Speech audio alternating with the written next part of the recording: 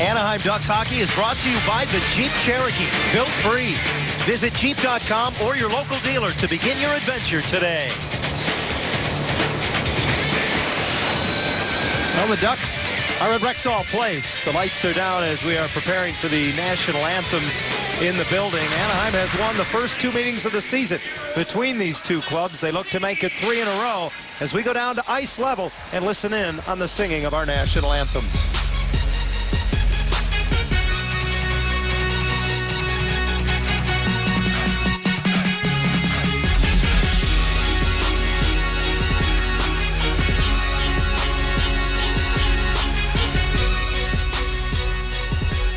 Hockey fans, would you please rise and join Robert Clark with the singing of the U.S. and Canadian national anthems.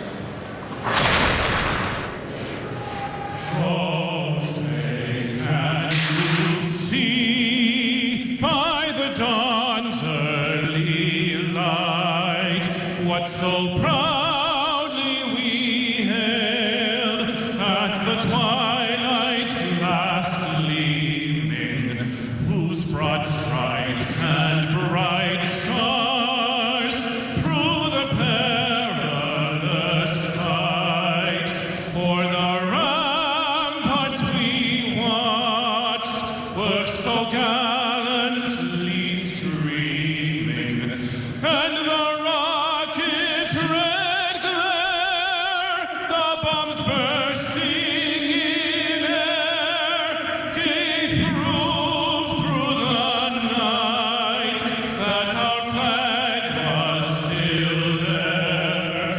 Oh, say does that star-spangled banner yet wave o'er the land of the free and the home of the brave?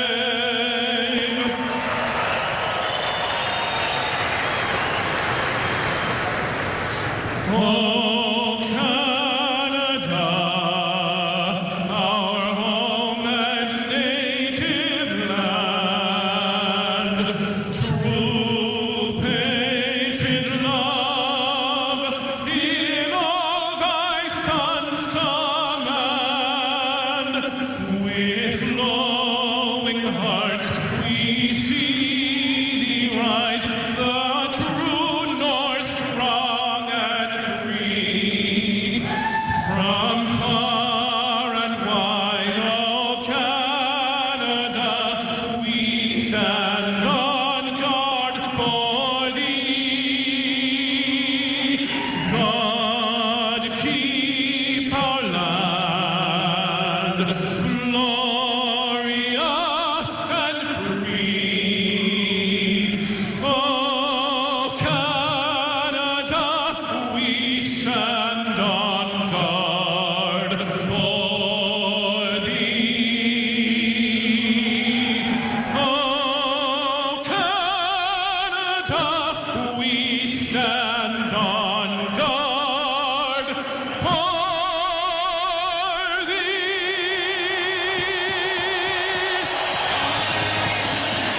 So we are just about set to go at Rexall Place, but before we get started, we'll listen in on tonight's Keys to the Game is brought to you by Honda. With those, Ducks assistant coach Trent Yawney, who's standing by with the pride of Regina, Julie Stewart-Binks. Well, thank you so much, Johnny. I appreciate that. Trent, less than 24 hours ago, your defense was playing well on both sides of the puck. How do you maintain that form in the second game of a back-to-back? Well, keep breaking out clean. I thought we did a much better job breaking out against Calgary than we have in a long time, and when you do that, you spend less time in your zone. Thanks, Trent. Good luck tonight. Thank you. Back to you, Johnny. Thank you, Julie. The referees for tonight's game are Garrett Rank and Mark Jeanette. Don Henderson and Derek Amell will handle the lines, and the Ducks will go against Ben Scrivens, a couple of goaltenders, Brian, who are playing both ends of the back-to-back. Yeah, the Oilers played yesterday, did not play well. They got drubbed 4-0 by the Minnesota Wild. The Wild are really coming on right now. And for the Ducks, to me, this is about the forecheck and reestablishing that. The Oilers, their weakness certainly starts back on the blue line, and you want to put as much pressure on this defense as you possibly can. The Oil in their home blues with orange numbers, the Ducks in the road whites with black numbers, and we're underway. Glad to have you along. A little early on a Saturday afternoon. And it's fired in off the end boards. It ricochets off the back of the net. Defended by John Gibson. Shoveled right in front. And in the slot, finally, Emerson Edom comes up with it and works it to the perimeter. Edom back in the lineup after a healthy scratch last night. Nudges it into the Edmonton zone. Kessler gets it back to him. Knocked off his stick.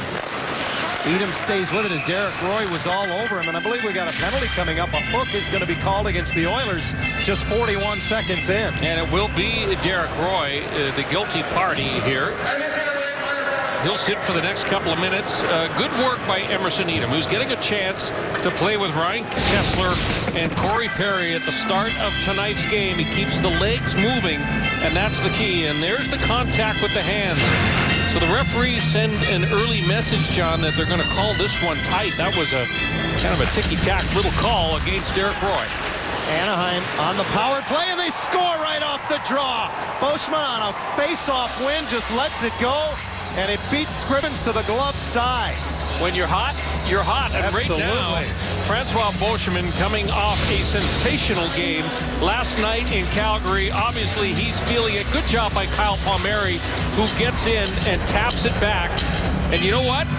We talked about last night Andrew Cogliano, a smaller, fast speed player, getting to the front of the net and being rewarded.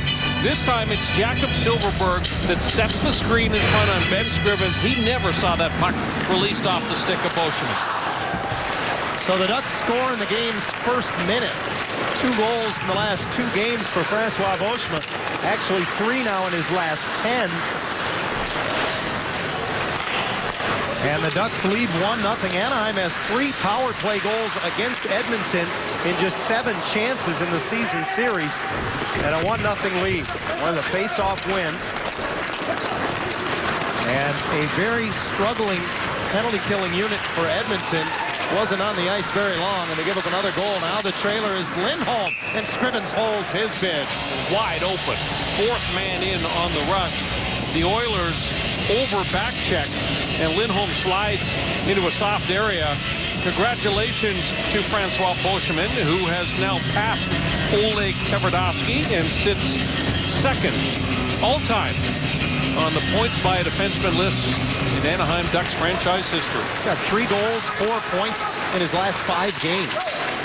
Josh Manson can't get the shot through. That one hits Silfverberg. And the Ducks keep the pressure on. Manson slides it over. And Eric Brewer, who draws back into the lineup, teamed with Manson, throws it down deep. The Brewer in. Clayton Stoner out with a lower body injury tonight. So a chance for Eric to get a little bit of action and to show the coaching staff what he can do. Anaheim scoring just 4 seconds into the power play. And they lead 1-0. Cogliano battles along the boards in the corner. It's in his feet.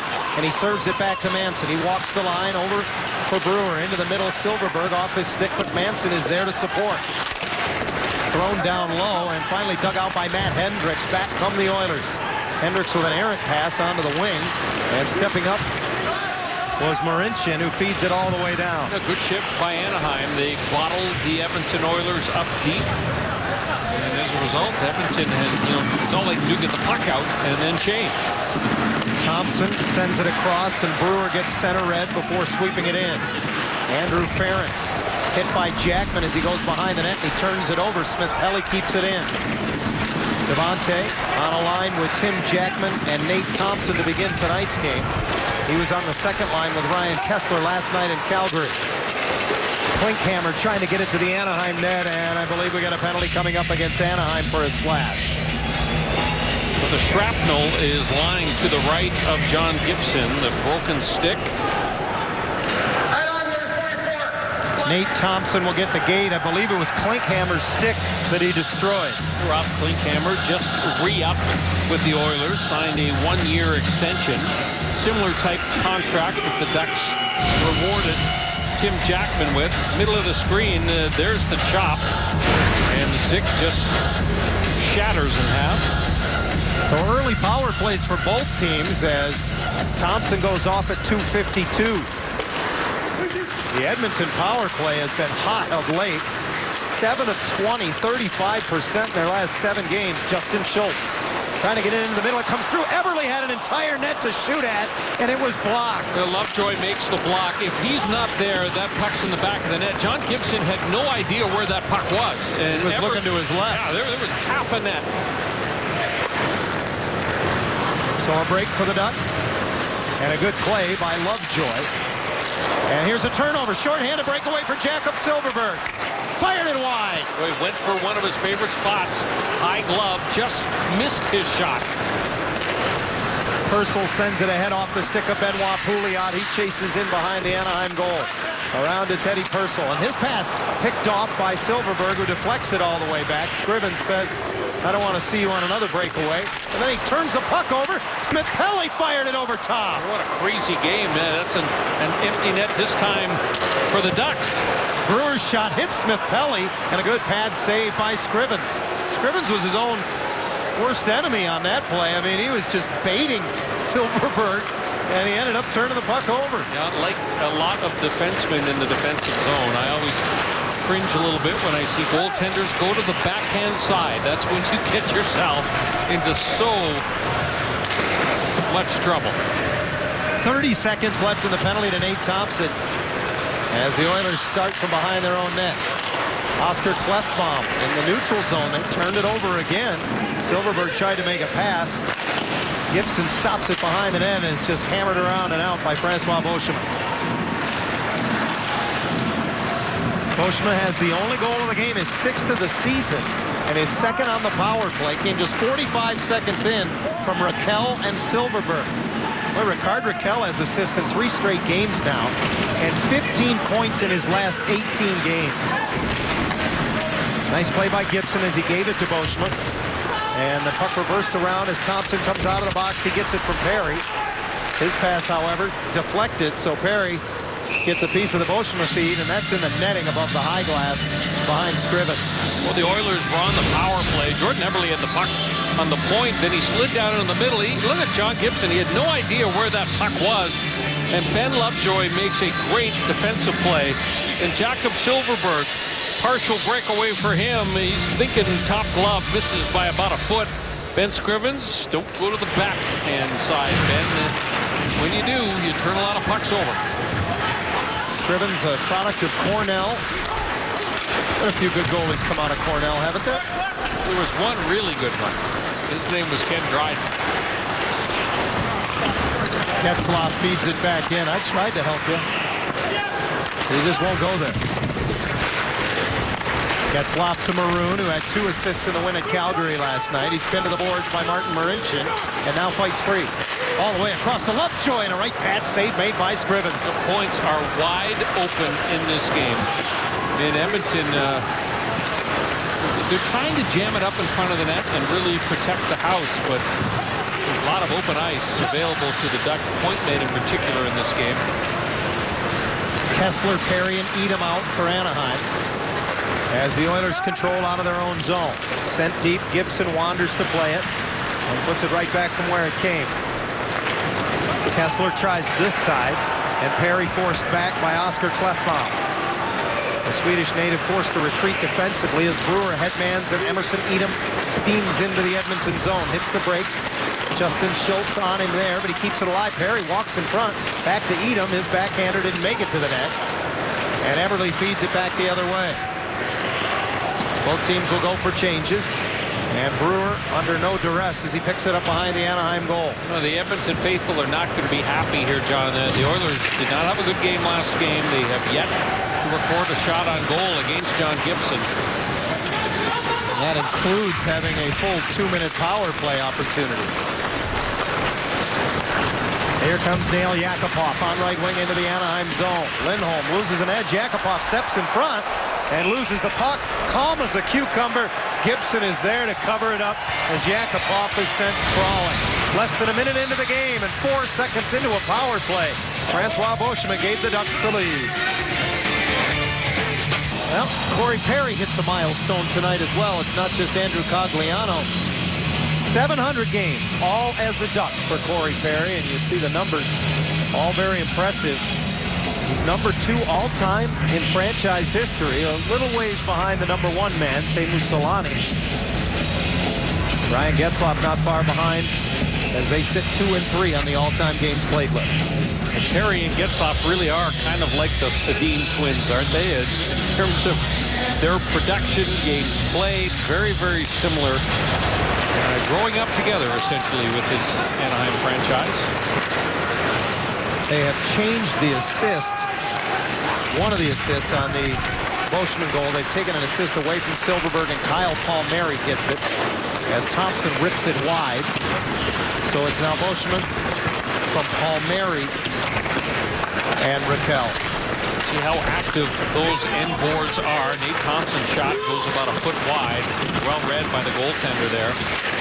Lindholm dusts it off and gets a tip on his shot from Jackman. Scrivens able to make the stop. Anaheim with a 6-1 shot advantage in the early going, and they have a 1-0 lead. Boschman angles it off the boards. Thompson sweeps it ahead, but it's intercepted, and here's Yakupov.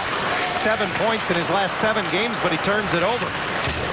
Francois Boschman at the end of a shift didn't have any momentum, so he just chips it back. Boy, he had Yakupov in his sights. Maroon cycles it back to the point, and Lovejoy spins it around. Getzlaf with a lot of room out of the corner. Had a wide-open Fowler, and the pass tipped away. John, and again, it's the Ducks are seeing that the defensive zone coverage is an issue for the Oilers. Point men are sneaking down now all the time.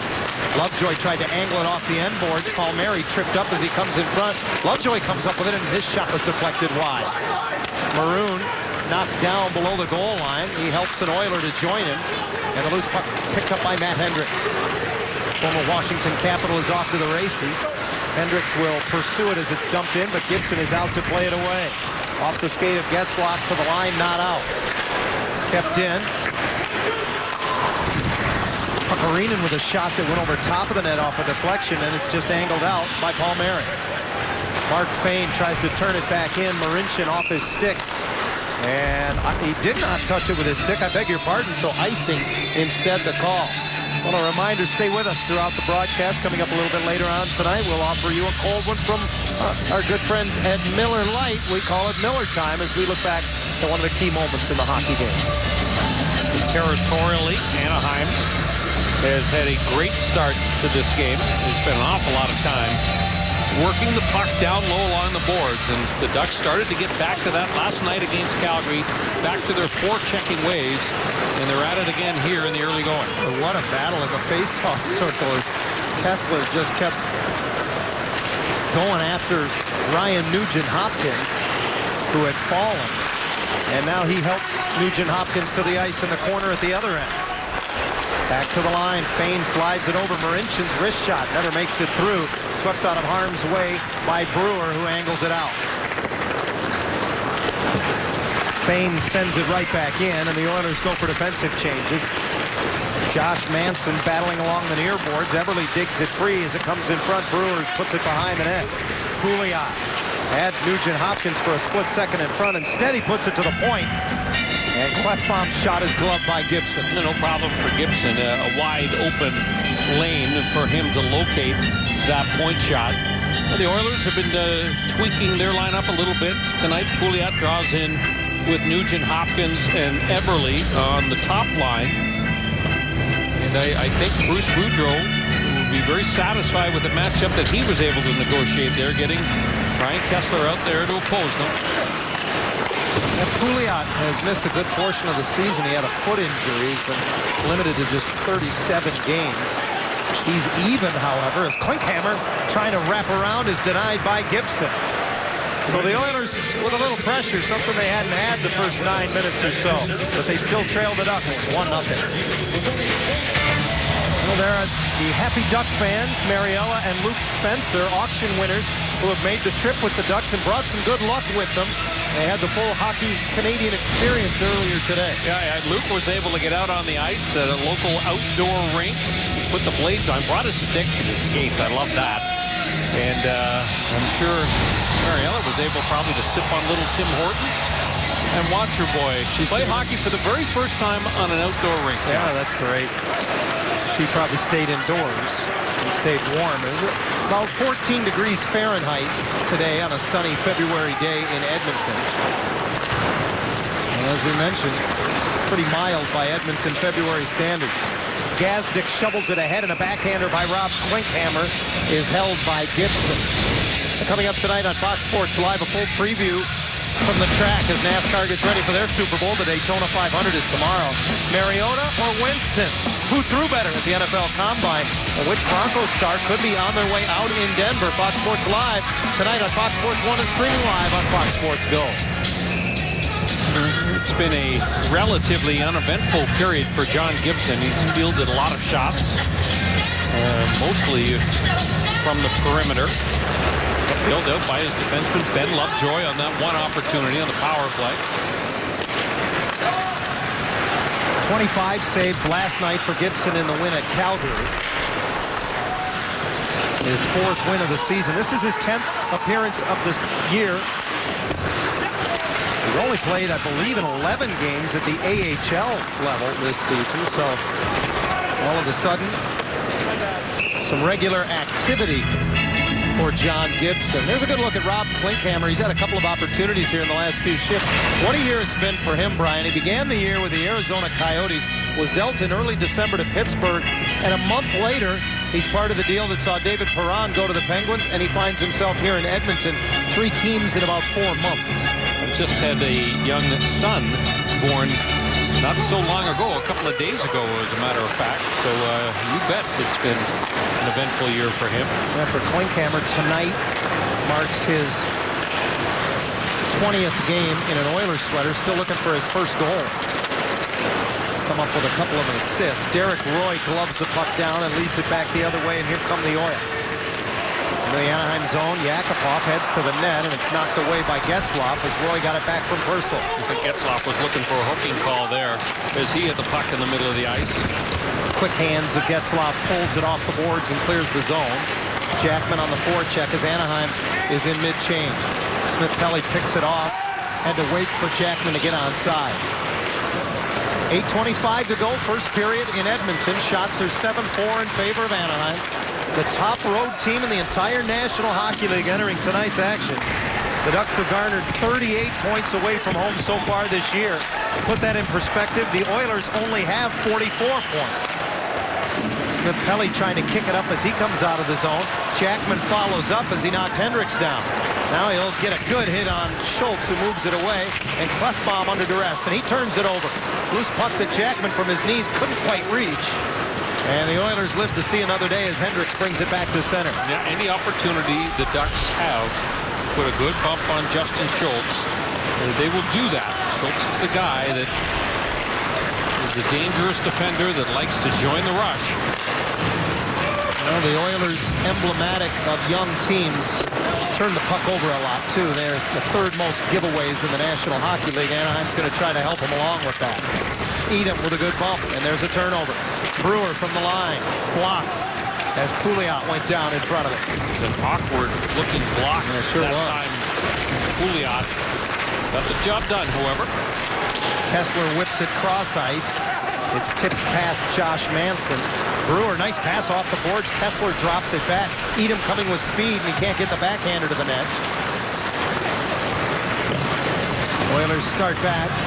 Luke Gadzik gets it in, and a quick shot sticked away off the stick of Gibson and into the netting. Bruce Boudreau was very pleased with the way the game unfolded last night in Calgary. It was a funny game in that both Calgary goals, they took the 2-0 lead in that game, were the direct result of real glaring turnovers from Anaheim. But it didn't seem to faze the Ducks at all. They just kept coming. An area pass that Cogliano ran down, and his pass across for Silverberg too hot to handle. Klinkhammer to the net, and the shot off the wing is held by Gibson as Boyd Gordon gets it on net. Anaheim, boy, you remember, Brian, when they couldn't win not only in this building, but they had trouble with the Oilers in general. You look at those numbers, and it tells you it's been a long time. Yeah, there have been a lot of people that have had similar type success against the Edmonton Oilers as of late. The Oilers, again, in the running for a very, very high draft pick this year. Dead last in the Pacific and in the West. Only the Buffalo Sabres have fewer points than do the Oilers as Teddy Purcell's bid off the faceoff becomes a souvenir. Well, John, in the pregame show, we were talking about this personnel overhaul that the Oilers have undergone this year. Ton of new faces in the lineup. Craig McTavish, the general manager, was saying the other day that he is not going to trade one of his much sought-after young talented pieces like Everly and Nugent Hopkins. Sam Gagner was the guy, the young player that they unloaded during the offseason this year. But for the most part, McTavish says he likes the direction the team is going in. He's added a bunch of veteran journeyman-type players to give the kids a little bit of support. And he wants to do it the right way. Most importantly, he says he's going to leave their best young prospects in the American Hockey League to develop rather than rush them into the National Hockey League like they have been doing in so many years past. You touched on it in the pregame. Players like Darnell Nurse and Leon Draisaitl, who we saw here the first 2 times these teams met this year, now find themselves back where they should be, developing in junior and at lower levels, as Gibson steps out to make the save on a shot from outside the blue line. 1-0 Anaheim, just under 6 to go in the first. Well, the Oilers are without the services of one of their more experienced blue liners, and Jeff Petrie. Here's what happened to him. The game against the Boston Bruins a couple of games ago, took a slap shot, caught him in the ribs.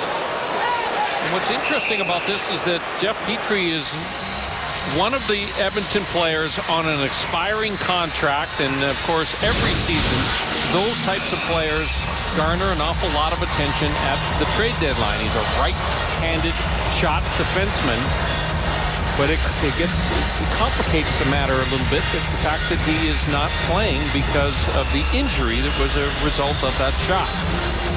Also out of the lineup tonight is Keith Aulie, one of the more physical presences on that Edmonton defense. Jordan Osterley is making his NHL debut on the blue line here tonight for Edmonton. Put on that third pairing. Right now it's Clefbaum out there, along with Justin Schultz, as the Ducks block a shot and clear the zone. This alley-oop that Palmieri won't be able to run down, so as a result, icing is the call. Let's update our American Honda 3-star leaderboard again. After last night's action, Andrew Cogliano was the #1 star of the game in Calgary. Ryan Getzlaf was the #3 star, so add a point for the captain, and he nudges a little closer to Frederik Andersen. And Getzlaf steps in to take the draw. Nugent Hopkins wins it to Everly, and again his shot is blocked. That broke the stick of Palmieri, who now tries to defend out high without one. Getzlaf cuts in front of his own net, makes a move and gets some support from Lovejoy. Getzlaf just keeps going though. Into the zone, finds a trailer. Fowler hands it off. Maroon's shot saved by Scrivens. Yeah, again, Cam Fowler, he's doing a nice job and really picking his spots and when to join the rush here. Getzlaf was back defensively, taps it ahead. Palmieri with a new stick, and that didn't miss by much. Partially deflected by an Edmonton defender. I think it was Clefbaum that got a piece of that. Fane comes over the boards along with Marincin defensively as Edom gets it into the Edmonton zone, knocked off his stick, and Ryan Hamilton plays it back. Puckarinen sends it in. Eero Puckarinen given a rough ride as he goes behind the Anaheim goal. Boschman knocks him down. The Finnish native in just his 15th NHL game. Spent 5 years in the Finnish Elite League. Was originally drafted by the Florida Panthers. You know, people have wondered over the years why teams like the Oilers that are rebuilding don't go to the Finnish League and add a bunch of veteran players, because the Finns are typically very responsible defensively. They play a rough and tumble style. They don't score an awful lot of goals. But if you're a team in the rebuilding mode, something to think about for sure. Corey Perry lost his stick in the referee down below the goal line. He looks a little exasperated as he goes back to get one. They're possessing the puck deep in the offensive zone. Wow, break for Scrivens as he spits that one right out in front of his own net. Fortunate for Edmonton that the Ducks were changing. Brewer chases all the way back in his own zone. Reverses it. And Devontae Smith-Pelly supports. He takes a bump from Luke Gazdic and then heads up right wing. Gazdic went for a change and Smith-Pelly nearly gets to it. Jackman fires it wide across the empty slot and Klinkhammer able to nudge it out of the zone. Lovejoy forced it back in and Thompson touched it before he touched up. Well, moments ago, Ryan Getzlaf was under pressure in the defensive zone. And watch the big horse keep the legs moving here, and those hands, boy, he gets away from some pretty significant pressure and then throws it into the middle, and that was the play where Fowler dished it off Pat Maroon. A pretty good bid. Didn't create any problems that time for Ben Scrivens. Scrivens comes into tonight with the goals against a 3.01 and a save percentage of .895. And I've noticed some pretty good-sized rebounds coming off of him. He hasn't been able to possess the puck cleanly, even at times when he's gone back to play it behind the net. There's some poor checking pressure here from the Oilers. And Purcell gets it right to the goal mouth. Gibson tries to close the legs on it. Derek Roy knocked it loose. Yakupov to the corner. Back for Purcell, and his pass broken up by Silverberg, who got in the passing lane. Raquel can't carry it out. Here's Derek Roy for Yakupov, and his shot deflected wide by Lovejoy. Boy, Ben Lovejoy has been Johnny on the spot on a couple of occasions here in the first period. Sure has been. And the Ducks guilty of a couple of turnovers there in the D zone, created opportunities. 3 abreast come the Oil, and Purcell's shot is blocked. Silverberg coming back into the play, angles it out. Anaheim needs a change. They'll get one. Ryan Nugent-Hopkins puts his shoulder down, tries to get inside on Maroon, trickles it deep into the Anaheim zone, and Boschman knifes it away from him. Maroon has it taken away by Everly. His centering pass picked off by Palmieri. He'll get a second chance to try to clear. Getzlaf battles it to the boards, and Palmieri can't get it past Marincin at the line. Finally, it ricochets out center, and Nugent-Hopkins trying to settle things down. 2 minutes to go in a scrambly first period. I was going to say, it's a little game of hot potato just inside the Anaheim blue line. Shots are even at 8 apiece. These teams will meet one more time in early April at Honda Center. Boschman back to get it. As the Oilers go for changes, Maroon gets the legs moving, and Matt Hendricks takes it off his stick. Oilers go on the road after this. Their next game will be Tuesday at Minnesota. The Ducks return home Monday to host the Red Wings. Centering pass tipped back to the line. Andrew Ferentz holds it in for Hendricks. Down low, he hits the referee. Down goes the referee. And Ferentz pinches up the wall. Boschman intercepts, but he gives it right back. Hendricks to Ferentz with a drive. Gibson, I don't think ever saw it, but he makes the save and covers up. Well, best pressure of the game for the Oilers, and they forced the Ducks into coughing a couple pucks up where they had possession, weren't able to exit the defensive zone. Good play by Gibson, and most importantly, able to cover up the rebound. Here was that Derek Roy opportunity. Boy, for some reason, all he had to do, he was actually behind John Gibson. He had lots of space on the short side. Looked like he elected to pull it back into the middle in an attempt to maybe deke the netminder. Roy came over 24 games ago from the Nashville Predators in a deal for Mark Arcabello. He's picked it up of late, 3 points in his last 4 games. You mentioned the chemistry with Nail Yakupov that Roy has brought to the table. This is a veteran centerman. Roy in his 11th season now with his 5th different team.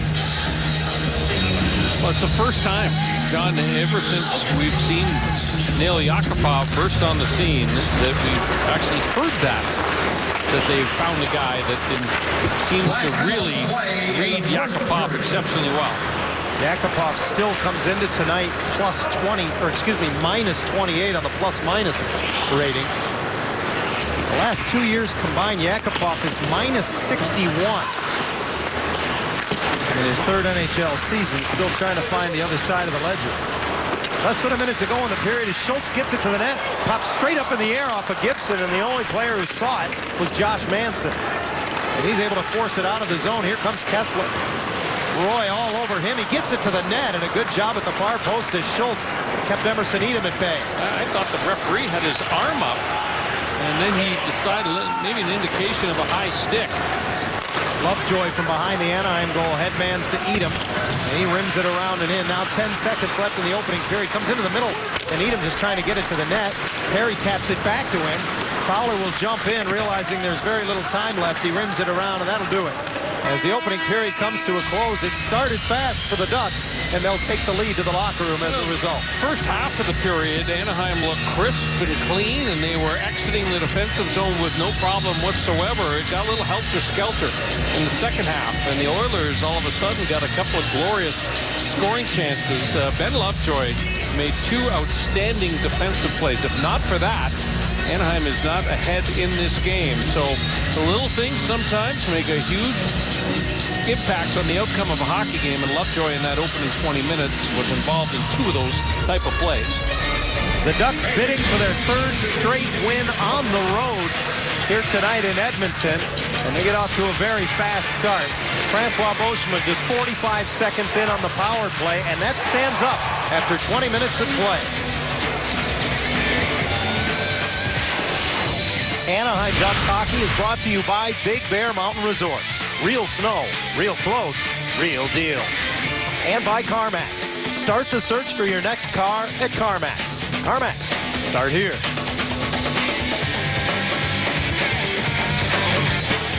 Anaheim Ducks hockey is brought to you by Honda, official vehicle of the National Hockey League.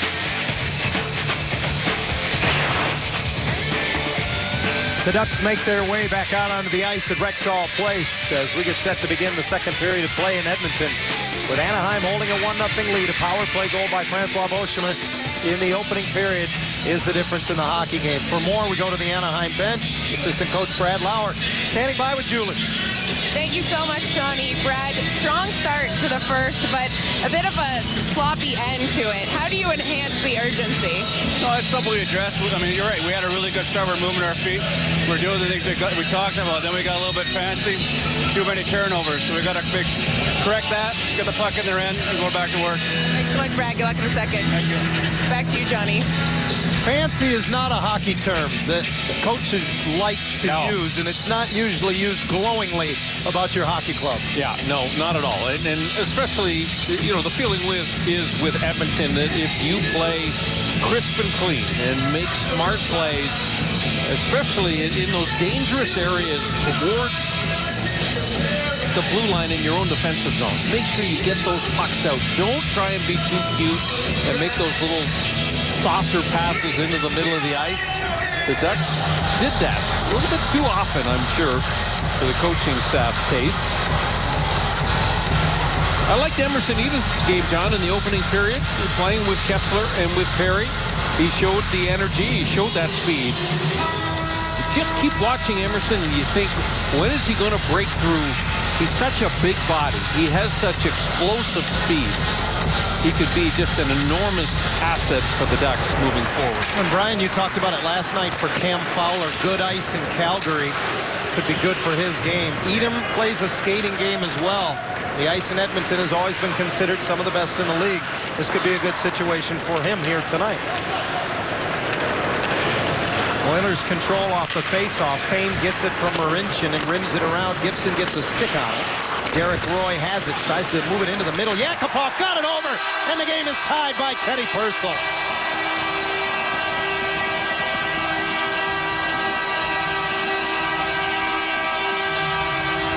Well, we had heard that Nail Yakupov was starting to come on, and this was just a pretty little feed to Purcell. Slides it right under the armpit of a diving Ben Lovejoy. Fowler tries to cut the boards off, and Yakupov sneaks in behind Kessler, makes a great pass to Purcell, and we get a tie ball game all of a sudden. Teddy Purcell scored 24 goals and had 65 points 3 seasons ago as a member of the Tampa Bay Lightning. It has not been that kind of a year for him this year. Just his 8th of the season for the former Hockey East Rookie of the Year in his only year at the University of Maine. Here's a chance for the Ducks. And it's hoisted over top of the goal by Maroon. Palmieri walks in front. Now brings it to the forehand, and he misses the net. Trying to jam it in front. Beauchemin, who's behind the net, and as the puck is cleared, Lindholm's the only man back. Scrivens was down on his wallet. The top of the net was wide open. The Ducks just couldn't put the puck on net. Everly brings it back in with Nugent Hopkins. It bounces off of Nugent Hopkins. Everly's backhander is blocked behind the net. Ducks recover possession, and it's Getzlaf who starts the other way. Ryan Getzlaf on the backhand, pitches it to the far corner. Klefbom angles it out. And Manson sends it right back in as Anaheim finishes changes. Ricard Raquel in on the forecheck. Osterley plays it away from him. Puck bounces off of Manson, so no icing as this goes all the way back. And Brewer fans as he tries to get it up the boards. Cogliano didn't get it by. Puckarinen. Behind the net, it's Matt Hendricks. Knocked to one knee by Ricard Raquel, and Silverberg comes up with it. His pass went off the skate of Cogliano, but he gets it back from Silverberg and scales it into the Edmonton zone. Osterley quickly moves it, but Cogliano disrupts along the near side. Silverberg on the wrong side of Hendricks, who protects with his body. Jordan Osterley feathers it ahead. Raquel had it for a moment before it's slashed off his stick. Lovejoy finds an open Jackman up the boards for Ricard Raquel, and he gets it in.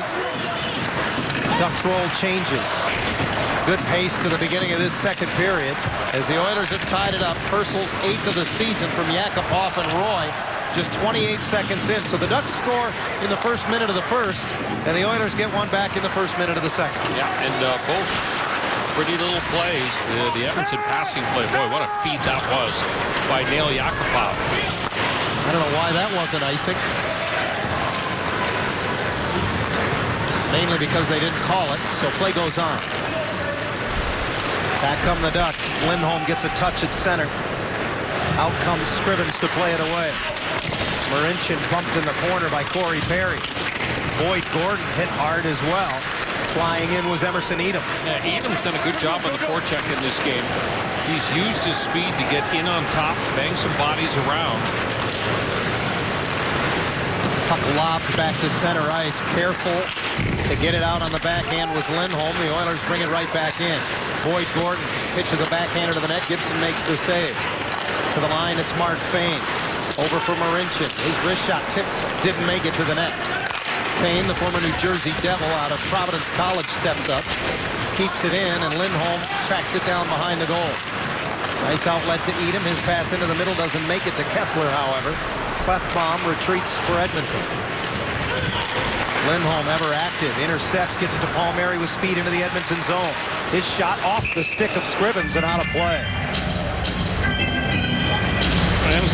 Anaheim has had a couple of chances. Pat Maroon, see that puck rolls on him a little bit. He drills it about 2.5 feet over top of the crossbar, and then same sequence, Kyle Palmieri spins. He's thinking top of the net as well. Look at Ben Scrivens. Boy, he is just scrambling, unorthodox, flipping around like a fish out of water inside that goal crease. The Ducks couldn't find the handle on the puck. Scrivens previously to Edmonton spent time in Toronto and in LA with the Kings.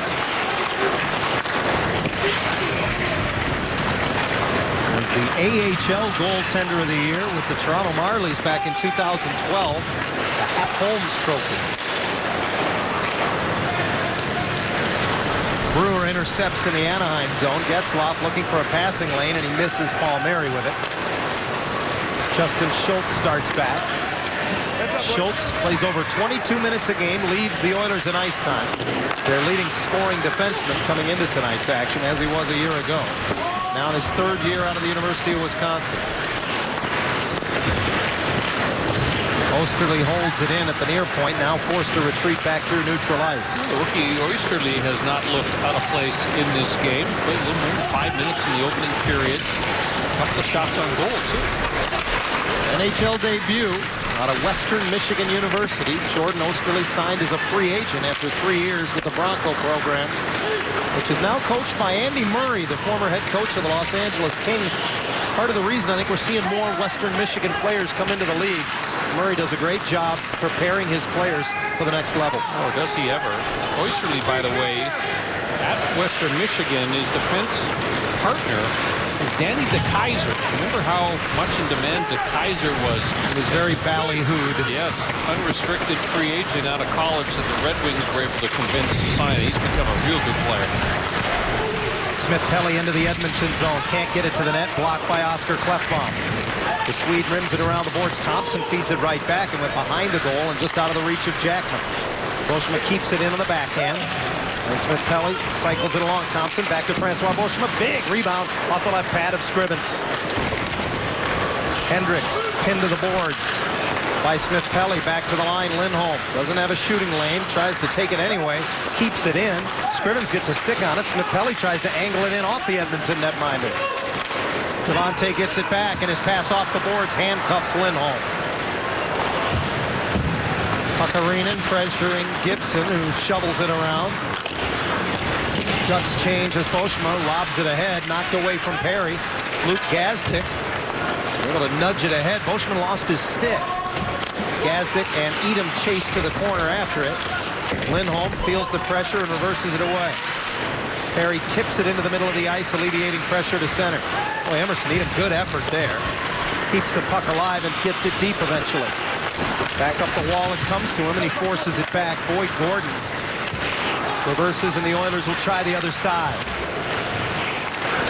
Took a strange bounce off the stanchion. Fowler has it now for Anaheim. Perry can't redirect it in. Now he gets it back, and he's onside with Maroon. Maroon, high slot, shoots. Blocker saves Scrivens. Yeah, good stop there. Good quick pass from Perry. He snapped that pass. Kessler trying to get it to Perry. Behind the net, it comes around. Lovejoy finds Maroon. Perry off his skate. Back for Maroon, but Mark Fane got in the way of that. Kept in by Kessler. Here's Maroon in the slot on his backhand. Muscles his way to the front of the net. In comes Kessler. His stick was lifted at the moment of truth. Thrown to the net by Fowler. It didn't get through. Back come the Oil 3-on-2. Derek Roy ahead for Yakupov. Hits the brakes, top of the circle. Takes a shot. Blocked by Lovejoy. Maroon pounces on it. Cuts to the middle. Ahead for Palmieri. Maroon supports, follows up. Knocked off his stick by Osterley. Teddy Purslow has the Edmonton goal, turns it over in the neutral zone. Storming back in is Getzlaf. Puts it through his own feet, looking for a trailer. Still possesses out of the corner, takes the shot, and it's off of Scrivens and out of play. Good action here in Edmonton, where the Oilers have tied it in the second. Has had a number of pretty good chances in this game. Last shift, a good example of that. Corey Perry kicks it into the middle, and then a quick shot by Maroon, fought off by the blocker of the netminder, and then Edmonton turns it over. Kessler dumps it back in. Nice move here around Marincin. He tries to jam it in. Osterley makes a good defensive play. Taps it away.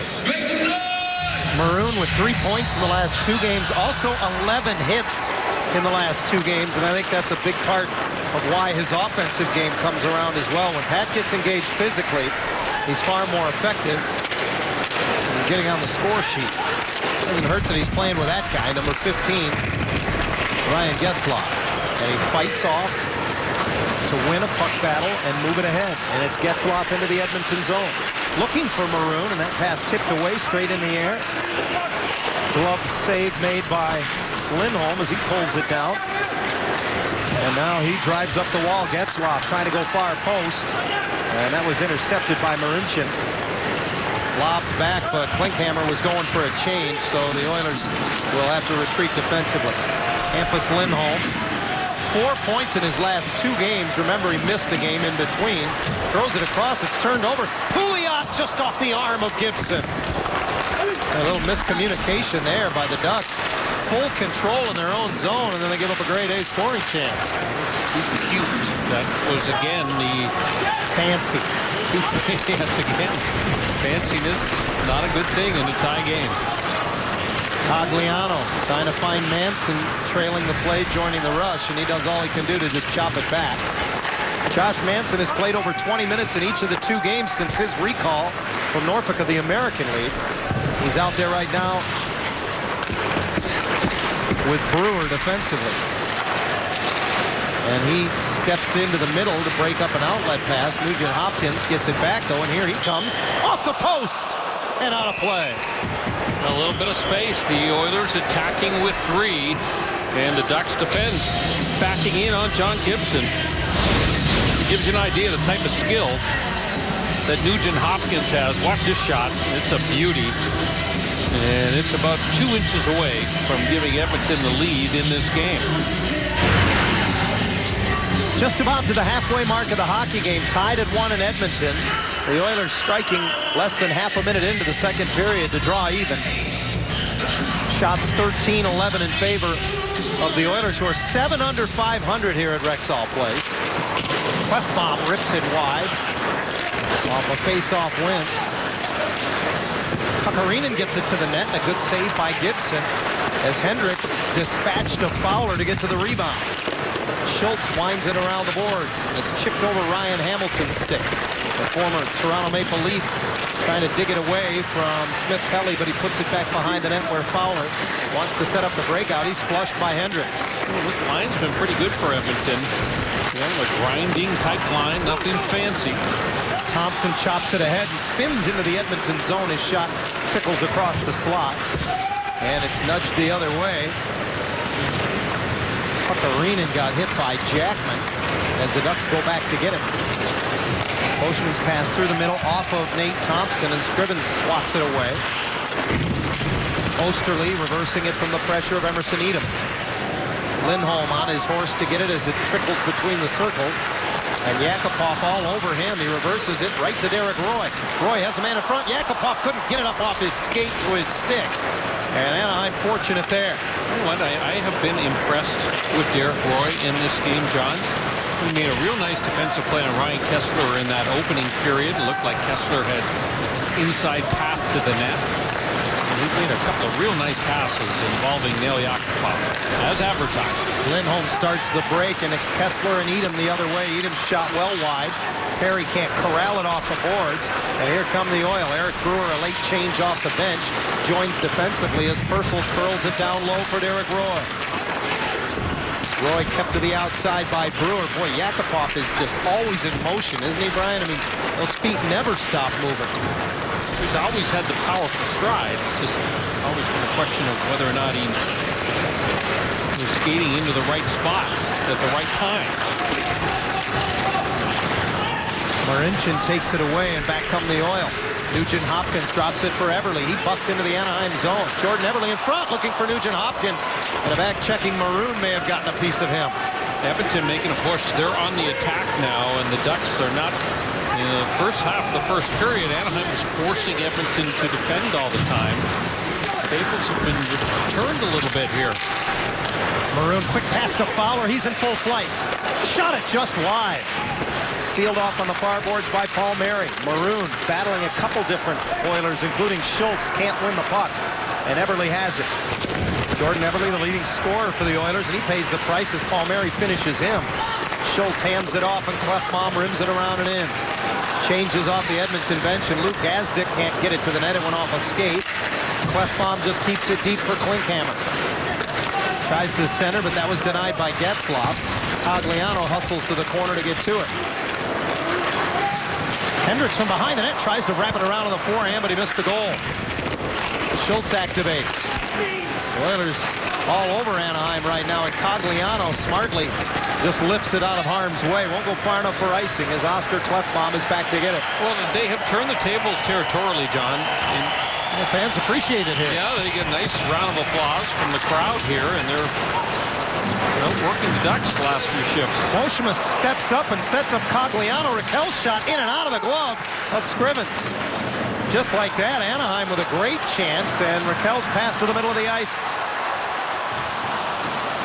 went through Boschman. Great recovery by Silverberg, who leads it back the other way. Francois Boschman was still up on the play, and he was denied entry into the Edmonton zone. Now he just hacks it in. It's been a long time between whistles here at Rexall Place. 6:20 to play second period. An area pass off the boards is offside as Teddy Purcell receives it at the Anaheim strike. Non-stop action in a tie game. Rexall Center, Ducks and Oilers tied at 1 apiece midway through the second period. Emerson, seems as though there's been a bit of an issue of establishing a forecheck in this period so far. What has been the reason why? Yeah, I think it first starts with getting shots on net. You know, me and Kes with a great job with Perry getting out of the zone. I just need to hit the net either far back, try to create a rebound, or you know, anything but starting their breakout like I did. So, one more shots on net, just maybe a little bit more physical, and we should be all right. Thanks so much. Good luck. Thank you. Back to you, Johnny. Emerson Edom kind of singling himself out there. I thought he was maybe a little hard on himself, but I think he's played well, but you know, the point he makes, when you get opportunities, and especially on wingers, if you're coming down the wing and you shoot the puck wide, it allows the other team to get the puck out of their own zone very quickly, and quite often they can counterattack. And Edmonton does have some high-end talent on that top line, certainly with Everly and Nugent Hopkins, that you've got to be aware of. Taylor Hall, by the way, out of the lineup for the Oilers tonight with a leg injury. Hall in the past has given the Ducks fits. Last year, 7 points for Taylor Hall against Anaheim during the regular season. Well, those players you just mentioned, Everly, Nugent Hopkins, and Hall, all possess the speed that can give any team trouble. And if you miss the net wide and rim it around and out, and they pick it up in full flight, it will create issues. Yakupov has created issues tonight for Anaheim. He's unable to dig that puck off the boards, and then he has a conversation with Eric Brewer on his way back to the bench. Good forecheck as Edom steamrolls Clefbaum, but the puck around to Everly, and he puts it into the middle of the ice for Derek Roy. Boy, that looked offside. Roy to the corner as play goes on, and Benoit Pouliot feeds it back to the line. Clefbaum dusts it off, his shot deflected on the way and ends up in the near boards. Middle of the ice, it's picked off by Jackman, and he'll send Devontae Smith-Pelly the other way. Smith-Pelly tracks it down as he angled it in off the boards to himself. Lovejoy from a bad angle just throwing it to the net. Smith-Pelly wins the puck behind the goal. Off the boards to Fowler. He'll settle it down across Lovejoy, tees it up, in and out of the glove of Scrivens. Jackman pursues to the corner. Throws it towards the net, off a stick, it skips across. Lovejoy again from a bad angle, just gets it towards the net. And up the near side, Everly able to clear. Good shift. The Ducks fourth line. They force the Oilers to play deep. They cycle the puck. They kick it back to the point a couple of times. Palmieri wins a puck battle behind the net after Lovejoy sent it in, and now Maroon gives it back to the line. Boschman across. Lindholm's shot hit Thompson, deflected to the corner, recovered by Maroon. The give and go from Palmieri just out of his reach. Klinkhammer revs it up through the neutral zone, but loses the puck. Boschman wants to stretch it ahead, and that is offside as Palmieri precedes the puck across the blue line. It's a rule. It's in the book. Look it up. Anaheim Ducks hockey is brought to you by Kia. Visit mysocalkia.com to learn more. Everything's even in Edmonton. The game tied at 1. Both teams have 14 shots on goal with just a shade under 4 to go in the second. Is it just me, Brian, or does this feel like a game that's had more than 28 shots on goal through almost 2 periods of play? Yeah, it does feel that way. And there have been ebbs and flows to this game where one team seems to pen the other guys up in the defensive zone, and then all of a sudden there's a pushback and things move in the opposite direction. It was, John, during that television timeout, I was watching the Anaheim players on the ice, Getzlaf leading the discussion. All 5 players huddling up in front of the goaltender, John Gibson, and talking about what they were going to do on the defensive zone faceoff. And that's something that we saw last night in Calgary that was very noticeable, the extra communication between players. Boschman able to keep one in at the line. Maroon heading to the bench as he got crunched deep in the zone. Lindholm plays it across. Boschman bounces it ahead. Getzlaf gets the handle and throws it deep. Scrivens thinks better of wandering out to play it. Osterley tried to angle it out, but it didn't come out. In the feet of Marincin. Jabbed loose by Cogliano. Silverberg bumped off the puck by Derek Roy. Derek Roy has played a very aggressive game. Yeah, not the biggest guy in the world, but he's sure played a lot bigger tonight, hasn't he? You know what? And I go back to that defensive play made on Ryan Kessler. Like a dog on a bone. He was just not going to let Kessler go. Very impressive. Purcell trying to make a pass. That was denied by the stick of Cogliano. Playing for a contract, too, John. Raquel brings it in. Tries to get it to the net with Jackman driving the center lane. It was deflected wide. And Roy again down low to help out. Just lobs it out of harm's way. Won't go far enough for icing. Eric Brewer back to get it for the Ducks. 8th game in a Duck sweater for Brewer, and he gives it to Manson, and he thought he had a player changing off the bench, but instead he just iced the puck. You can win a 2015 Honda CR-V. It's all part of Fan Appreciation Night coming up in the next few weeks at Honda Center. And all you have to do to be in the hunt for the car is send us a 15-second video. Tell us why you deserve the car. Go to AnaheimDucks.com/I-want-my-CR-V. Only 10 home games remaining on the schedule. That's for the you? Ducks. Only 10, really? That's it. Yeah, I said it earlier this season. I really got to start looking at the schedule. Right off the draw, Clefbaum got it through, and Gibson got the blocker on it. Thompson skips one in, and that Scrivens had to be careful with. Smith-Pelly reaching for it. Reels it around on the backhand. Scrivens keeps it moving.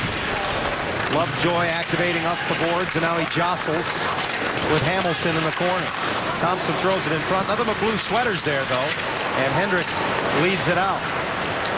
Puckarinen into the Anaheim zone. Long wrist shot, easily gloved by John Gibson. Puckarinen, Euro, a Finnish player who has played, as you mentioned, John, many years in the Finnish league. He's got a little bit of an edge to him. I've been watching him after a lot of plays, and he gets in there and a lot of pushing and shoving. This season of 14 games, he's 3 points, -3. He's not going to light you up offensively. The Panthers took him in the 7th round in 2011. He never came to terms with them. A recent recall earlier this month by the Oilers.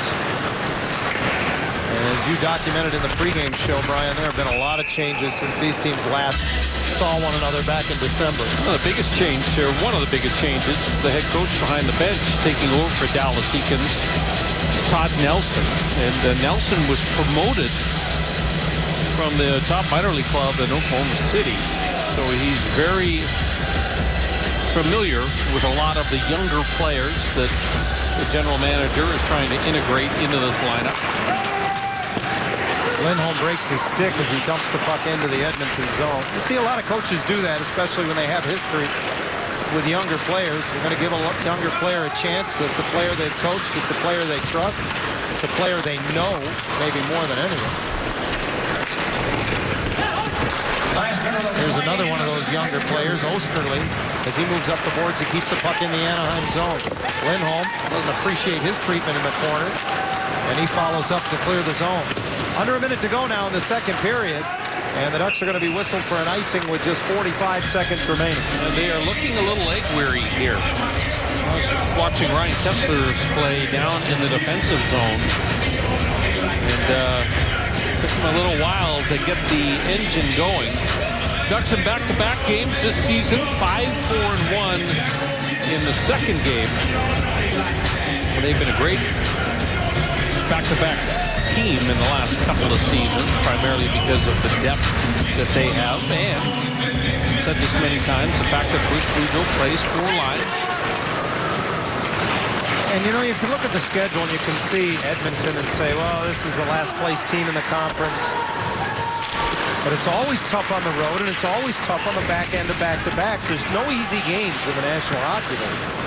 And this one's going to be tough for both of these teams as it progresses.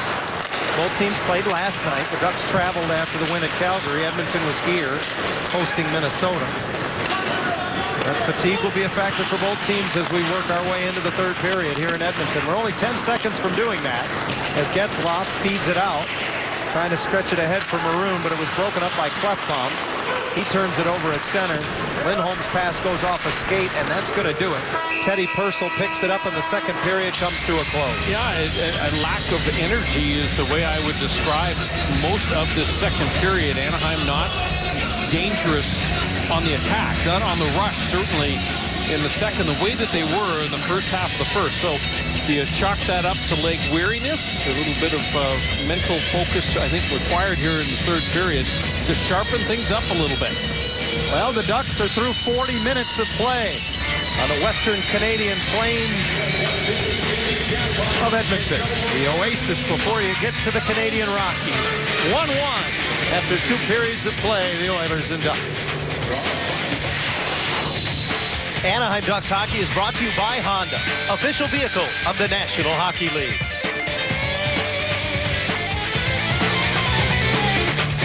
Anaheim Ducks hockey is brought to you by Honda, official vehicle of the National Hockey League. All square in Edmonton after 2. The Ducks got one in the first. The Oilers get one in the second. And that's where we stand as we get set to begin the third period of play. Here's our Hyundai game summary in case you're just joining us. The Ducks struck 45 seconds into the first period on the power play. Francois Beauchemin with the goal. Teddy Purcell's second goal in the last 3 games tied it less than a half minute into the second. Andrew Cogliano, just the 3rd player in NHL history to play 600 consecutive games to begin a career, and the first player to do it, Brian, in 51 years. Andy Hebbington, the last one to reach that milestone. He did it in 1964. We've talked a lot about Cogliano and his commitment to fitness, and how diligent he is, and how he prepares for games. The Ducks, well, they got him right where they want him. The most consecutive 1-goal games without a regulation loss in the season, all time.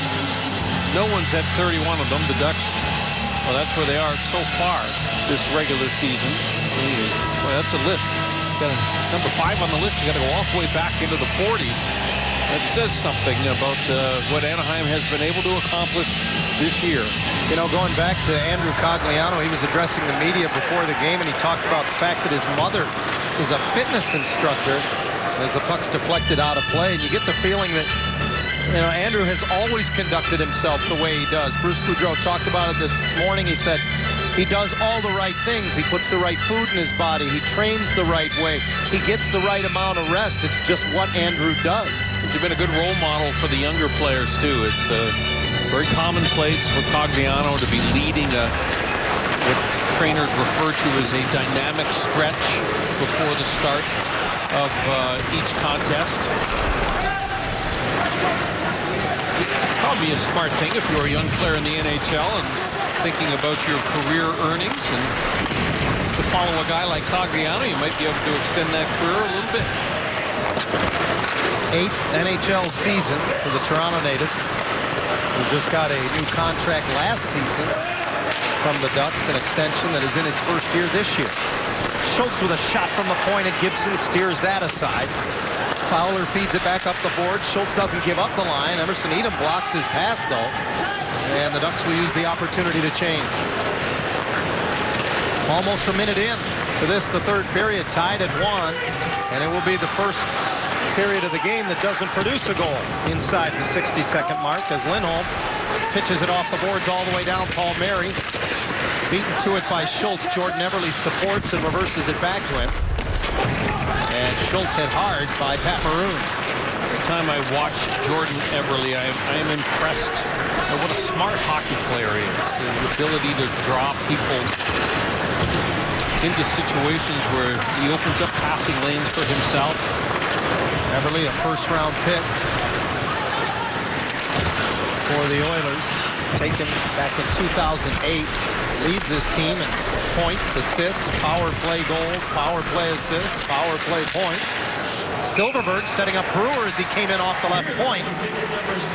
And Scrivens hangs on to that. Yeah, Eric Brewer, a little shake of the head. A little disappointed because he had the forward momentum. And watch Jakob Silverberg, sees Brewer attacking outside the face-off dot. So he just one-times that, doesn't get it all. But Scrivens does a good job of making sure he's square to Eric Brewer and kind of tucks those elbows into the body. Each team has had just one power play chance in this game, as Raquel and Hendricks take the draw in the Edmonton zone. Osterley's pass out of the zone came right back in, and now Josh Manson retreats for the Ducks. Manson, whose mother and 2 younger sisters were on hand in Calgary last night and are here in Edmonton tonight, said it was a very favorable time for him, the Saskatchewan native, to get called up. Alberta trip gave him a chance not only for his family to see him play, but for him to see his family. He outlets into the middle of the ice. Raquel angles it through the neutral zone. Marincin on a D-to-D, gets it back and revs it up. Slovak native who played in the Olympics last year for his native country. It's caught up ice a little bit as Anaheim sends it back. Nate Thompson picks it off the middle of the ice. Boy, a big collision there with Klinkhammer, who has to chase his stick. Gibson out to lay the paddle down, and Fowler sets up. Nearly 3 minutes into the third period in Edmonton, tied at 1. Ducks return home after this one. They'll host the Detroit Red Wings on Monday. Lovejoy uses the glass to get it in. Thompson got to it. Jackman supports. Loose puck that Schultz gives chase to. Smith-Pelly has him in his sights. He got a good bump on it. Devontae Smith-Pelly leads the Ducks in hits now. And he goes behind the net as Jackman corrals the puck, backhands it towards the net. Smith-Pelly got it there. Oh, Jackman nearly came up with a loose puck at the far post. Good stop, really good stop there by the goaltender Scrivens, who read the play and got across with that right leg tap. Kessler strides into the long lead pass from Silverberg, and he ran into Derek Roy, and Roy got the worst of that. Boschman tried to activate, but it's chipped past him, hinging over to get it. Hampus Lindholm. Boschman under duress, nice pass into the middle of the ice, and Kessler gets it from Edom. Takes a shot that's deflected into the netting. Tried to pull it back to his forehand, but Marincin got a stick in the way. You can join the Wild Wingers Kids Club presented by UC Irvine for just $25 this season. And when you do, you'll receive a Wild Wing bobblehead, a calendar, a light-up bracelet, a Ben Lovejoy t-shirt, and much, much more. You can sign up today at wildwingerskidsclub.com. The combination of Kessler and Perry has not clicked, John. Both players shotless to this point in the game. That entire line with Emerson Edom has yet to offer a shot on goal in this game. Klinkhammer tracks it down in the Anaheim zone and lays it back for Matt Hendricks. Knocked off his stick. Maroon reaches to try to pull it off the base of the dasher. Puck is frozen underneath Maroon and Hendricks, but you can hear the officials saying play on. It's finally dislodged and it squirts to Hampus Lindholm. Uses the net as a shield, keeps the legs moving, and swings it on left wing for Maroon. Couldn't get the handle, but he did a good job to get it into the zone. Nugent Hopkins drops down, loses it to Palmieri. Oh, he tried to wrap it around on the backhand. Scrivens stayed with him. Another good stop by Scrivens. A butterfly goaltender, and he does a nice job of taking away that bottom of the net. Pouliot hits Everly in full flight, and his shot misses the net. Around the near boards, knocked down is Raquel. Oilers get it back. Everly curls it to the corner. Pouliot for Nugent Hopkins. Lets it come through to the point. Ferentz with a blast. And that's in the glove of Gibson. Kyle Palmieri had an opportunity moments ago. Steals the puck away from Nugent Hopkins. Just tries to jam it into the leg pads of the goaltender Scrivens. Ben Scrivens has got those good flexible hips. He gets a wide spread on those feet when he falls down on his knees. Very difficult to move the puck around him. 16 points for Palmieri in his last 23 games, including a 7-shot effort last night in Calgary in a game in which he potted his 12th goal of the season. Brewer chases behind the Anaheim goal. Drags it along on the backhand, trying to jab it past Yakupov. He fails. Derek Roy comes up with a Yakupov, fires, tried to go short side. Gibson denied. Raquel picks it up, protects the puck as he pushes it to center ice. Oilers get it back. Yakupov spins, throws it right through the top of the crease.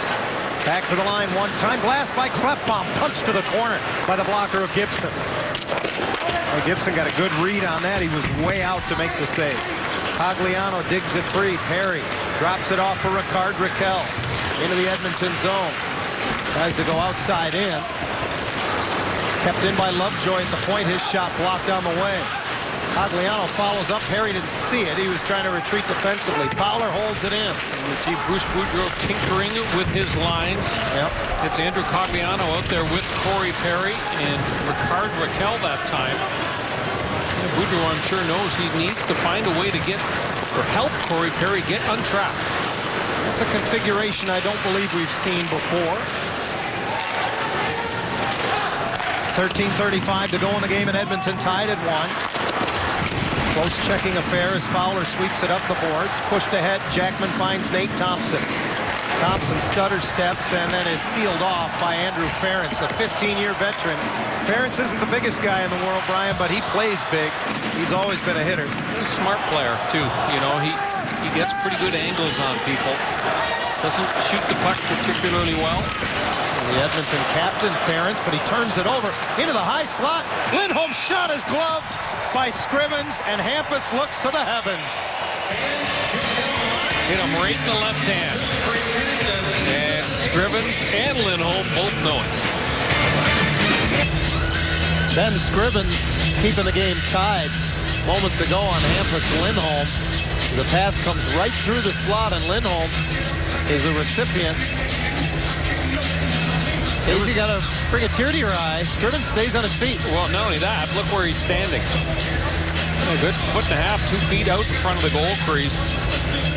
So, you know, anytime a goaltender comes firing outside the goal crease like that, he's taking a little bit of a risk that the backdoor options are all taken care of, which, frankly, if you're the goaltender for the Edmonton Oilers, that's going to be a bit of a risk. There's only been 2 power plays in this game, 1 for each team, and if you're the Ducks, that's good news. Because Edmonton in 5-on-5 play this season is -52. Clearly, when you're out of the playoffs, as is the case here in Edmonton for what is the 9th straight season, the numbers aren't going to be kind to you, but those are really not kind numbers. That is amazing when you think about that. 9 straight years. Yeah. You talk about a fan base whose loyalty has really been tested. Gibson punching that shot straight up in the air, and Pointhammer finds it first. Swats it back around the boards, and the chase is on. Josh Manson moves it along, but he gets hit by Hendricks. And a bunch of players go down. Boyd Gordon holds the point across for Fane, and that's blocked by Brewer. Contact. Gibson knocked back into the net there as he was hit by Matt Hendricks. Hendricks has just been a bull in a china shop on this shift as he's been knocking players all over the place. He's a very physical guy, Matt Hendricks. When he is on his game, that's what he has to do in order to be successful. Hendricks came here from the Nashville Predators prior to that, member of the Washington Capitals. Pouliot looking for a trailer coming late. It was Schultz, but it's off his skate, and Lovejoy pokes it away.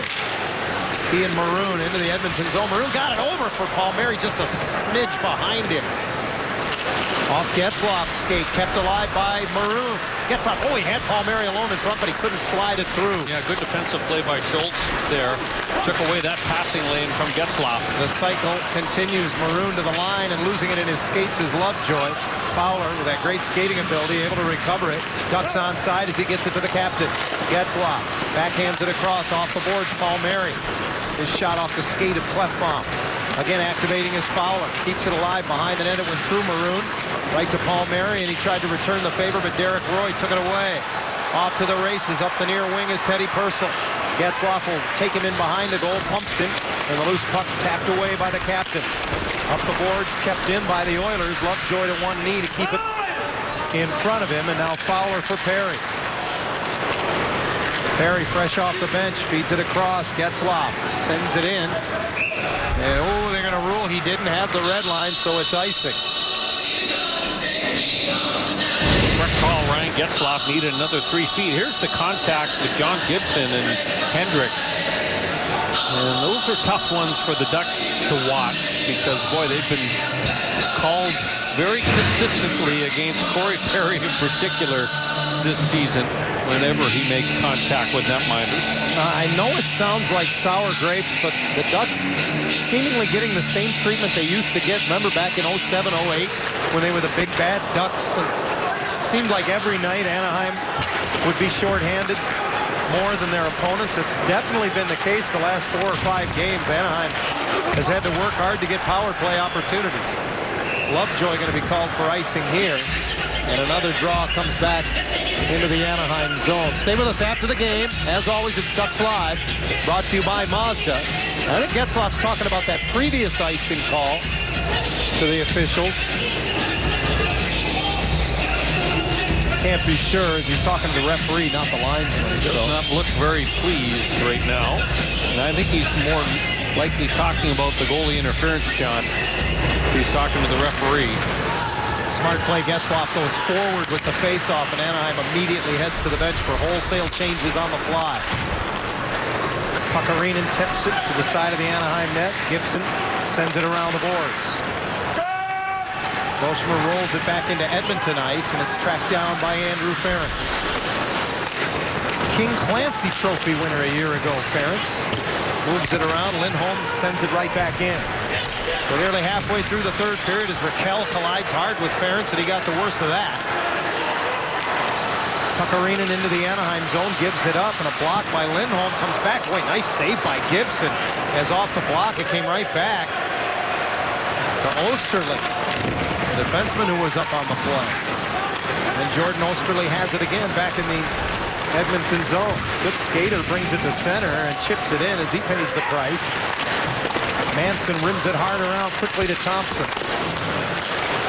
Finally able to clear the zone as Klefbom had pushed up the wall on him. You know, I've been impressed with young Oscar Klefbom in tonight's game, John. He's been in the right spot an awful lot. Good read by Thompson in the neutral zone as he knocks the pass away. Manson ahead to Jackman, and he rolls it slowly in. Thompson pursues. Klefbom beat him to it. Jackman follows up. Around the boards, Lovejoy all the way to the hash mark to keep it in. Looking for Jackman was Thompson. He was knocked off balance, though. And Nail Yakupov winds it up. Derek Roy got away with a little shot from behind. Now it's Fowler with space. On the wing, his defensive partner, Lovejoy, throws it to the net. And a glove save for Scrivens. We will step aside over halfway through the third period in Edmonton. The Ducks and Oilers knotted at one apiece.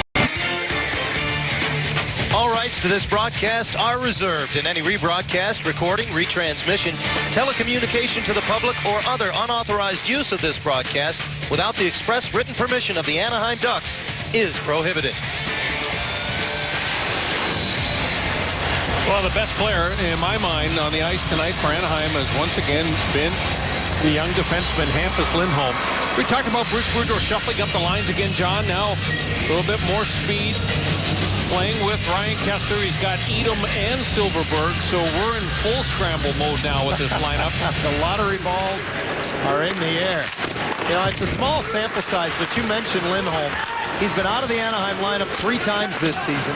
The Ducks are 0-3 in those games and have given up 16 goals in those 3 losses.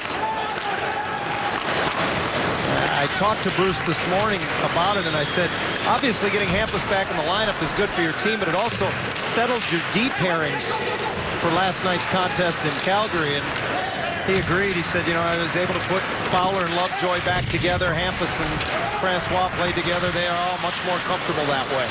Good wraparound attempt by Edom, and it's Lindholm who gets to the rebound from behind the net. Hampus, a little handcuffed. He was going to bring it to the near side, and Edom was there. So he gets tangled behind the Edmonton goal and now tries to hustle back into the play as the Oilers are able to clear the zone. Everly bumped by Getzlaf, who steps up on him, forcing him to the corner. He's still got the puck, however. Schultz across, one-timer tipped over top of the net as Pouliot pursues. Ference and Schultz are paired together now at the blue line for Todd Nelson's Edmonton Oilers. Maroon ahead for Getzlaf, and into the middle of the ice he finds Lindholm. Hampus at the end of the shift, but he's not going to be able to change. Oh, he will be able to. Maroon on a good effort nullifies it would be icing. Yeah, keep play there by Pat Maroon. Not the swiftest skater in the Ducks lineup, but to tell you what, he made a great play there. Fowler under some serious duress, able to make a play, and now Palmieri ahead to Getzlaf. Joined by Fowler, who winds and fires. Scrivens trying to find it. Scores! score! It was in his equipment. Getzlaf comes in and jams it home. Or was it Palmieri? They don't much care at this point. Scrivens says I had it on my pad. Yeah, he's saying it was covered. If it was covered, it wasn't covered for long. And it wasn't covered particularly well. Ducks on the rush. We haven't seen this a lot, John. I was saying that they're hoping that the D would get more involved. Fowler picks a great spot. It's a 3-on-2. There's the shot. It's underneath Scrivens. Little poke by Getzlaf. It goes off the skate of the defender into the back of the net. I think it goes off the foot of Justin Schultz and has enough to just creep over the line with great angle here. There it is, off the skate, over the line. The Ducks on the rush get the go-ahead goal. And it was Fowler who joined that rush. Getzlaf will get the goal. Fowler will get the assist. It's 2-1, and now it's up to Gibson and the Ducks to hold that lead. Yakupov brushes it back to the line. Klefbom, middle of the ice, lets it go, and that one hit Derek Roy. Raquel up with it. Long way to go. 6:45 left. As Anaheim has their second lead of the night, it's 2-1. 19th of the season for Getzlaf. To number 21, Kyle Palmieri. The time's 4 minutes 47 seconds. Back come the Oil, and a good save by Gibson off the wing. An awful lot on that shot there from Puckarinen. And the Ducks able to clear. Well, they don't give an assist to Cam Fowler, who took the shot. That's interesting to me. They'll change that. They only gave an assist to Palmieri. But again, as you mentioned, Brian, the Ducks don't much care. They'll worry about all that stuff later. Yeah, and now they want to get back to that grind game. They want to keep pucks down here. Whoa. That was a funny-looking play, and Scrivens just scoops it up. His defenseman fell in the corner and inadvertently put it right back on net. I should say Matt Hendricks, a little frustrated with himself as he returns to the Edmonton bench. Ryan Getzlaf just kept the legs moving. Again, it's all about that drive down the middle of the ice. That's what worked for Anaheim last night. Scrivens arguing his case with the referee, but a little bit too late for that. Face-off to his left with an even 6 minutes remaining in the game. Fane behind the net, pressured by Emerson Edom. And the outlet pass tipped away by Silverberg. Ducks recover, and Edom storms into the Edmonton zone. Keeps it deep.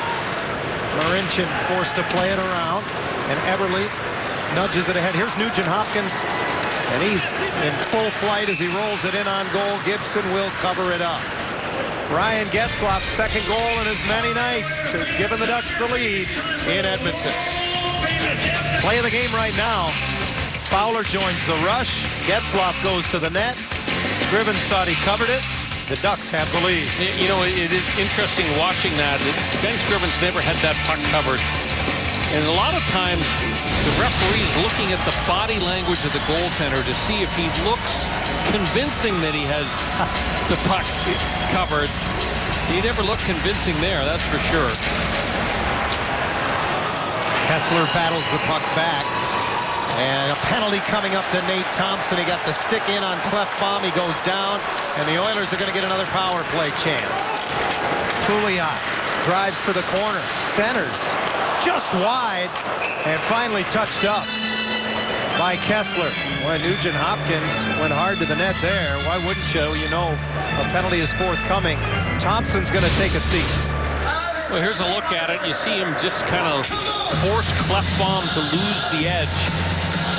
Catches the right leg. I don't know if it was the trip that forced Klefbom for that right skate to lose the edge, or it was just the way he was kind of leading and skating. But the young Edmonton blue liner gets the call.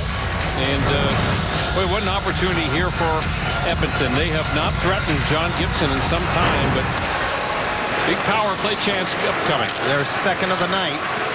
Eberle behind the back for Schultz. Middle of the ice, takes a shot blocked by Kessler, but Nugent Hopkins keeps it in.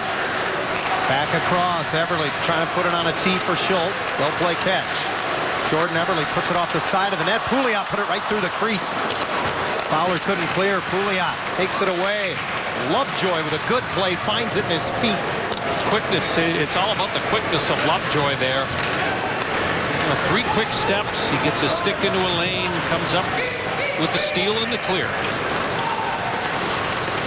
Speed on the power play. Pouliot moves it out to Everly. They're set up again. Purcell to the far circle. Trying to clear room for Nugent Hopkins, who just missed. Comes around. Everly holds it in. Well, Justin Schultz sliding down off of that blue line. So dangerous. Got a real knack for doing it. It's a good read on what people are looking at away from the puck. Purcell hands it off. Nugent Hopkins right on the doorstep for Pouliot. Smothered by Gibson. 51 seconds left in the power play. I beg your pardon. Purcell exchanging how-do-you-dos with Jakob Silfverberg at the end of this. The Ducks, you know, the penalty kill, I thought really got them going last night in Calgary, John. So a lot of confidence right now on this Anaheim penalty killing unit. The communication of Cogliano and Silfverberg as they get back to the bench, it's immediate. Coaches love to see that. Face off to the left of Gibson. 23 saves to his credit so far. Schultz across the top. Well, gives it to Puckarina. His shot got through. Pad save made by Gibson, and the rebound swept away off the boards by Getzlaf. Schultz back to get it. He's been out the entire power play. And he'll carry the mail to center. Drops it off. Yakupov on the off wing with speed. Fires. Save Gibson. Fat rebound. Sent wide by Yakupov. And pulled off the boards by the Ducks, who will carefully clear as Beauchemin does the honors. 10 seconds left in the power play. Well, we have seen the step that Nail Yakupov has taken. We've been hearing about it, John, but quite honestly, this is the first time that we have seen it firsthand in games involving the Oilers and the Ducks. Thompson steps right out of the box and steals the puck. Here's Cogliano in on a break. Tries to go backhand, has it slashed away, and tracks it down. Back for Lovejoy. Perry curls out of the corner. Open is Lovejoy. Across now for Fowler. Keeps it on the dasher. Thompson down low. Back for Perry. Try to play it off the back of the net. It's in his feet. Keeps it alive. Cogliano. Osterley able to clear it. Lovejoy feeds it right back in. We'll keep an eye now on Ben Scrivens. I beg your pardon. 2:40 to go in the game. We'll see if Todd Nelson chooses to pull his netminder for the extra attacker.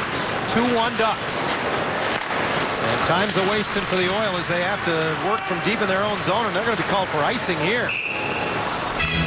What an opportunity moments ago for Andrew Cogliano. Nate Thompson had just jumped out of the box, and he strips the puck away, and away goes Andrew Cogliano on a breakaway. Watch the defensive play, however. Outstanding. A little stick check there. Takes the puck off the stick of Andrew Cogliano. That was the young rookie Clefbaum again. He's been good. I seem to remember saying that last time we were in here as well, back in December. Now it's Osterley in his NHL debut, a native of Dearborn Heights, Michigan. And the coaching staff showing a lot of confidence in him as he's out there late in a one-goal game. He lobs it into the Anaheim zone. Kessler hacks it out of harm's way. Nugent Hopkins slides it over. The Oils denied the line on a nice defensive play, and then Emerson Edom gets it back. Scrivens still in the net as the stretch pass is deflected right to him. He takes it on one hop and settles it down for Mark Fane. Minute 45 left, and Scrivens starts to sneak out of the goal crease. The Oil get it deep the other way, but they put it in the net over the high glass. I think it went off an Anaheim stick.